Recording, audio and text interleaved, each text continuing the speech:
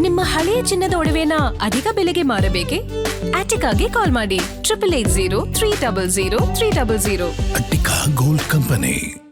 ಇನ್ನು ಹಾಸನ ಜಿಲ್ಲೆಯ ಮಲೆನಾಡು ಭಾಗದಲ್ಲೂ ಕೂಡ ನಿರಂತರವಾಗಿ ಮಳೆಯಾಗ್ತಾ ಇದೆ. ಹೀಗಾಗಿ ಸಕಲೇಶಪುರ ತಾಲೂಕಿನ ಎಲ್ಲಾ ಶಾಲೆಗಳಿಗೂ ಇವತ್ತು ರಜೆ ಘೋಷಣೆ ಮಾಡಲಾಗಿದೆ. ನಿರಂತರ ಮಳೆಯಿಂದಾಗಿ ಹಾಸನ ಭಾಗದಲ್ಲಿರುವಂತಹ ಜನರು ಕೂಡ ಈಗ ತತ್ತರಿಸೋಗ್ತಾ ಇದ್ದಾರೆ.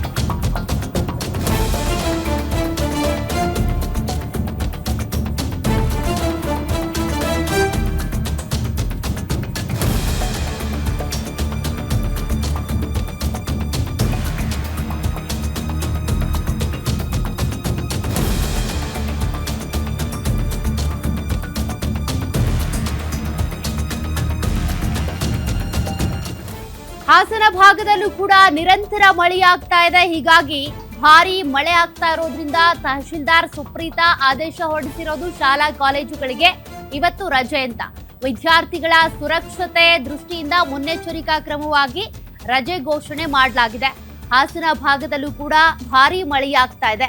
ರಾಜ್ಯದಾದ್ಯಂತ ಅನೇಕ ಜಿಲ್ಲೆಗಳಲ್ಲಿ ಮಳೆಯಾಗ್ತಾ ಇದೆ. ಹೀಗಾಗಿ ನಿರಂತರ ಮಳೆಯಿಂದಾಗಿ ನದಿ, ಕೆರೆ, ಹಳ್ಳ ಅಲ್ಲೆಲ್ಲ ಕೂಡ ನೀರಿನ ಪ್ರಮಾಣ ಹೆಚ್ಚಾಗ್ತಾ ಇರೋದ್ರಿಂದ ಮಕ್ಕಳು ಶಾಲೆಗೆ ಕಾಲೇಜಿಗೆ ಹೋಗಿ ಬರೋದಕ್ಕೆ ತೊಂದರೆ ಆಗುತ್ತೆ. ಅದರ ಜೊತೆಗೆ ಅಲ್ಲಲ್ಲಿ ಮರಗಳ ಧರೆ ಕಚ್ತಾವೆ, ವಿದ್ಯುತ್ ಕಂಬಗಳು ಬಿದ್ದೋಗ್ತವೆ. ಇಂತಹ ಪರಿಸ್ಥಿತಿಯ ಸಂದರ್ಭದಲ್ಲಿ ವಿದ್ಯಾರ್ಥಿಗಳ ಹಿತದೃಷ್ಟಿಯಿಂದ, ಅವರ ಸುರಕ್ಷತಾ ದೃಷ್ಟಿಯಿಂದ ಮುಂಜಾಗ್ರತಾ ಕ್ರಮವಾಗಿ ಈಗ ಹಾಸನ ಜಿಲ್ಲೆಯ ಮಲೆನಾಡು ಭಾಗದಲ್ಲೂ ಕೂಡ ಸಕಲೇಶಪುರ ತಾಲೂಕಿನ ಎಲ್ಲಾ ಕಾಲೇಜುಗಳಿಗೆ, ಶಾಲೆಗಳಿಗೆ ರಜೆಯನ್ನ ಘೋಷಣೆ ಮಾಡಲಾಗಿದೆ. ತಹಶೀಲ್ದಾರ್ ಸುಪ್ರೀತಾ ಅವರು ಇದಕ್ಕೆ ಸಂಬಂಧಪಟ್ಟಂತೆ ಆದೇಶ ಹೊರಡಿಸಿದ್ದಾರೆ. ಆಲ್ಮೋಸ್ಟ್ ಮಳೆ ಆಗ್ತಾ ಇದೆ ಅಂದ್ರೆ ಮಕ್ಕಳು ಟಿವಿ ನೋಡ್ತಾ ಇರ್ತಾರೆ. ಈ ಕಾರಣ ರಜೆ ಘೋಷಣೆ ಆಯ್ತಾ, ಹೋಗ್ಬೇಕಾ ಬೇಡವಾ, ವಾಪಸ್ ಹೋಗಿ ಬರುವಂತ ಪರಿಸ್ಥಿತಿ, ತುಂಬಾ ದೂರದಿಂದ ಶಾಲಾ ಕಾಲೇಜುಗಳಿಗೆ ಹೋಗಿ ಬರುವಂತ ಪರಿಸ್ಥಿತಿ ಇರುತ್ತೆ. ಹಾಗಾಗಿ ಸದ್ಯ ಈಗ ತಹಶೀಲ್ದಾರ್ ಅದಕ್ಕೆ ಸಂಬಂಧಪಟ್ಟಂತೆ ಆದೇಶವನ್ನ ಹೊರಡಿಸಿದ್ದಾರೆ.